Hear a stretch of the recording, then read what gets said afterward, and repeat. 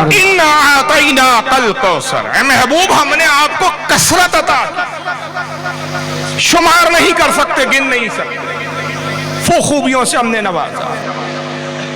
جتنے خصائص ہمیں پتا ہے، جو کچھ علماء نے لکھ دیا، اور لکھا بھی کیا یار، میں کہتا ہوں جتنی تعریف و توصیف آج تک اب تک جتنے محدثین نے لکھی، جتنے ائمہ نے کتابیں لکھی، جلدوں کی جلدیں کتابوں کی، ہزاروں کتابوں تو ناپید ہے، صرف اتنا اندازہ لگائیے کہ ہلاکو نے بغداد پر حملہ کیا تھا، تاریخ میں ہے، جتنے محققین کے سرمائے تھے بغداد میں، ایک سب سے بڑی اس وقت دنیا کی ایک بڑی عظیم لائبریری تھی، جس میں اسلامی انسائکلوپیڈیا کی عظیم کتابیں اور انسائکلوپیڈیا تھا، ہر موضوع پر، ہر فن پر کتابیں تھی، حضور کی تعریف و توصیف، حضور کی حدیثوں پر کتابیں، حضور کے خصائص پر کتابیں، حضور کے مناقب پر کتابیں، حضور کے اختیارات پر کتابیں، اتنی بڑی لائبریری تھی، ہر بادشاہ نے اس میں اضافہ کیا تھا۔ جب ہلاکو نے بغداد پر حملہ کیا، جاہل آدمی تھا، گوار آدمی تھا، اس نے کہا کہ یہ کتابیں جو ہیں اگر یہ فنا نہ کی گئی تو یہ ہو سکتا ہے کہ جن مسلمانوں کو میں نے فنا کیا، انہی کتابوں کی بدولت دوبارہ یہ سر اٹھائے، ان علوم کی بنیاد پر یہ دوبارہ قوت حاصل کر لیں گے۔ انہیں کمزور کرنا ہے تو انہیں تعلیم سے دور کرو، ان کتابوں کو دریا دجلہ میں پھینک دو۔ بغداد میں آج بھی دریا دجلہ جاری و ساری ہے، بہت بڑا دریا ہے، ان دریاؤں میں جب وہ کتابیں پھینکی گئی، مورخین نے لکھا کہ 7 روز تک دریا کا پانی اپنے وجود کو، اپنی پہچان کو، اپنی نشانی کو کھو چکا تھا۔ 7 روز تک دریا دجلہ کا پانی سیاہی کی وجہ سے، کیونکہ اس وقت ہاتھ سے کتابیں لکھی جاتی تھی، وہ کتابیں جب دریا دجلہ میں ڈالی گئی، اس کی سیاہی پانی میں گھلی، 7 روز تک دریا دجلہ کا پانی سیاہ اور کالا نظر آتا تھا۔ اندازہ لگائیے کتنی کتابیں دریا دجلہ میں ڈال دی، نہ جانے کتنی کتابیں جن کے ہم نام بھی نہیں جانتے، جن کے وجود ختم ہو گئے۔ جتنی موجود ہیں، جتنی ہم جانتے ہیں، جتنی لائبریریوں میں، مصر کی آپ لائبریریوں میں چلے جائیں، ترکیوں کی لائبریریوں میں چلے جائیں، لاکھوں کتابیں ہیں، اسلام کی لٹریچر پہ لاکھوں کتابیں بھری پڑی ہیں، جن کو ہم پورا پڑھنا بھی چاہیں تو زندگی ہماری ختم ہو جائے، لیکن ہم اس لٹریچر پر احاطہ نہ کر سکے، پورا نہ پڑھ سکے۔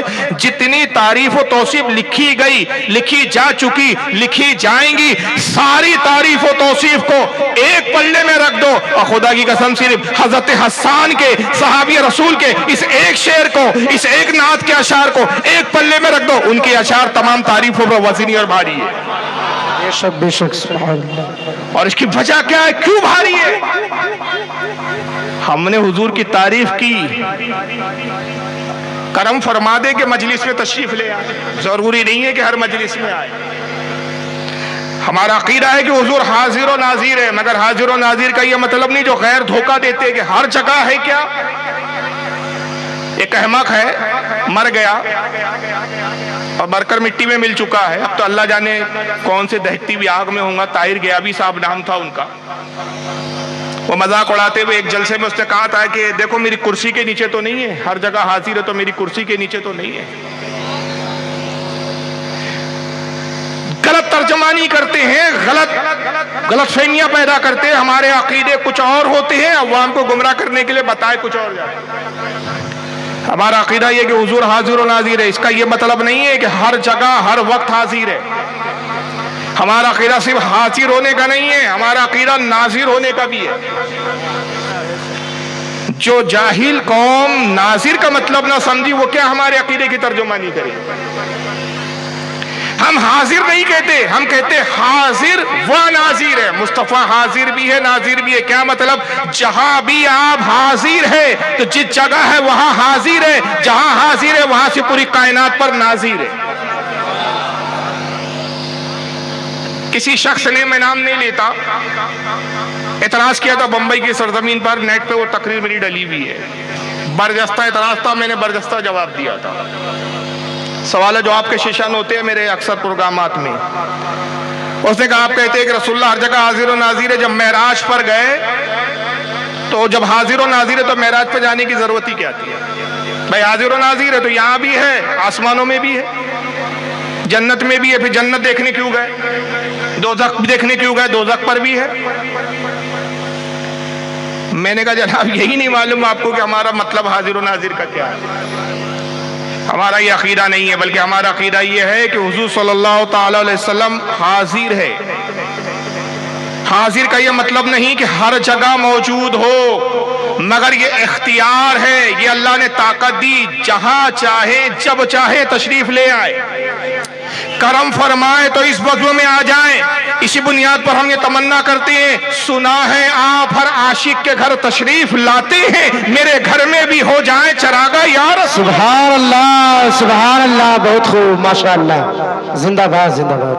लेकिन अगर हुजूर सल्लल्लाहु अलैहि वसल्लम जहां भी है, नाजिर है, अगर मदीने में है, हमें देख रहे हैं, आसमानों में हमें देख रहे हैं, तो हुजूर सल्लल्लाहु अलैहि वसल्लम मेराज पर गए तो हमारे हाजिर और नाजिर के अकीदे पे फर्क नहीं पड़ा, इसलिए कि तुमने हाजिर और नाजिर का मतलब ही गलत समझा। हुजूर पहले आसमान पर तशरीफ ले गए तो पहले आसमान पर हाजिर थे, मगर पूरी कायनात पर नाजिर थे। दूसरे आसमान पर तशरीफ ले गए, दूसरे आसमान पर नाजिर थे, सारी कायनात पर हाजिर थे। तीसरे आसमान पर पहुंचे, वहां हाजिर थे, पूरी कायनात पर नाजिर थे। तो जहां मौजूद हो वहां हाजिर है, और जहां हाजिर है वहां पर पूरी कायनात पर नाजिर है। बेशक, सुभान अल्लाह, हद है, माशाअल्लाह। तो मैं ये थोड़ी सी तशरीह हाजिर और नाजिर किस लिए किया कि हम उम्मीद करते हैं कि मुमकिन हो कि आका तशरीफ फरमाओ, लेकिन जरूरी नहीं कि इस बज़्म में आए, पाबंद नहीं है आका। हुजूर मजबूर नहीं है कि हम बज़्म सजाएं तो उनको आना ही पड़ेगा, मर्जी है मुबारक। तो हर बज़्म में हुजूर हो जरूरी नहीं, अकीदा नहीं हमारा, लेकिन जिस बज़्म में मैं यहाँ तारीफ कर रहा हूँ, मुमकिन है हुजूर हो, मुमकिन है हुजूर ना भी हो, मगर नाजिर जरूर है। मगर जिस मकाम पे हजरत हसन हुजूर की तारीफ बयान कर रहे हैं, इन्ना आतैना कल कौसर की तफसीर गोया के वो बयान कर रहे हैं, आका तशरीफ फरमा है, ऐसी मुबारक बज़्म, ऐसी मुबारक महफिल न दुनिया आसमान ने इससे पहले ऐसी बज़्म देखी, न क़यामत तक देखेगा कि जिस बज़्म के सामीन और नाज़रीन में कौन है? अबू बकर सिद्दीक है, हज़रत उमर फारूक है, उस्मान गनी है, मौला कायनात है, साद इब्न अबी वक्कास है, अशरे मुबश्शरा है, अंसार है, मुहाजिरीन है, वो सहाबा इकराम कि जिनमें का वो आखिरी सहाबी जिसने हुजूर को एक घड़ी देखा, हुजूर को ईमान की हालत में एक घड़ी देखा, ईमान पर खात्मा हो गया, गौस से भी अफजल, कुतुब से भी अफजल, तमाम दुनिया के इंसानों से अफजल, तमाम दुनिया के औलिया से अफजल, क़यामत तक के इंसानों से अफजल, मगर एक से एक बड़ी शख्सियतें उस बज़्म में मौजूद है। और खुद बज़्म कायनात के जो है शमे रिसालत मुस्तफ़ा सल्लल्लाहु अलैहि वसल्लम तशरीफ फरमाए, आका फर्श ज़मीन पर तशरीफ रखते हैं और हज़रत हसन से कहते हैं, हसन मेरे मिंबर पे बैठो, मेरे मिंबर पे बैठ के मेरी तारीफ बयान कर, और वो तारीफ बयान कर कि जिससे अल्लाह रसूल राजी हो जाए। हज़रत हसन मिंबर पर आते, हुजूर फर्श ज़मीन पर तशरीफ फरमा, और हज़रत हसन कहते हैं, व अहसना मिनका लम तर क़त्तु ऐनी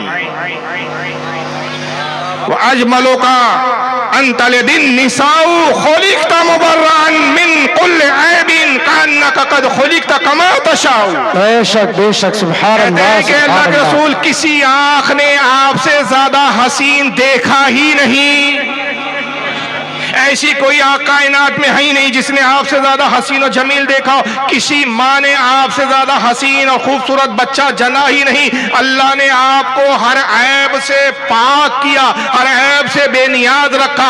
आप में कोई ऐब नहीं, आप में कोई खामी नहीं, कोई नक्स नहीं। आपको कैसे पैदा किया? खुलिक़्ता मुबर्रअन कुल्लि ऐबिन मिन कुल्लि ऐबिन, आपको हर ऐब से पाक किया, पैदा किया। कन्नका क़द खुलिक़्ता कमा तशाउ, आपको ऐसे पैदा किया जैसे खुद आप पैदा होना चाहते थे। बेशक बेशक, सुभान अल्लाह सुभान अल्लाह। यहाँ इख्तियार मुस्तफ़ा की भी बयान किया और ये बताया कि मुस्तफ़ा सल्लल्लाहु अलैहि वसल्लम से ज्यादा हसीन और जमील बेऐब पूरी कायनात में कोई हो ही नहीं सकता। आप पैदा हुए तो आपसे मर्जी पूछी गई, मैं पैदा हुआ तो मुझसे पूछा गया। अल्लाह ताला ने पूछा फारूक रज़वी कहाँ पैदा होना है?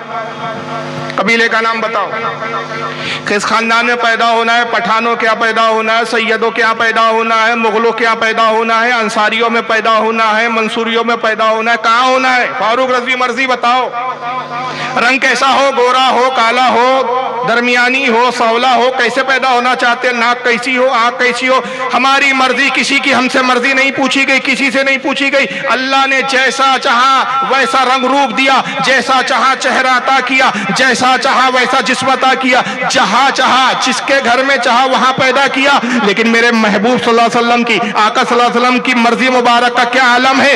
اللہ تعالیٰ نے پیدا کرنے سے پہلے کہا حبیب تو بتا کہ تو خود کیسے پیدا ہونا چاہتا ہے، تو بتا کس قبیلے میں پیدا کروں، تو بتا کس خاندان میں پیدا کروں، تو بتا کہ کون سے ماں باپ سے تجھے پیدا کروں، تو بتا کہ کس زمین پر تجھے مبعوث کروں، جیسا نبی نے چاہا ویسا محبوب کو پیدا فرما۔ نعرہ تکبیر،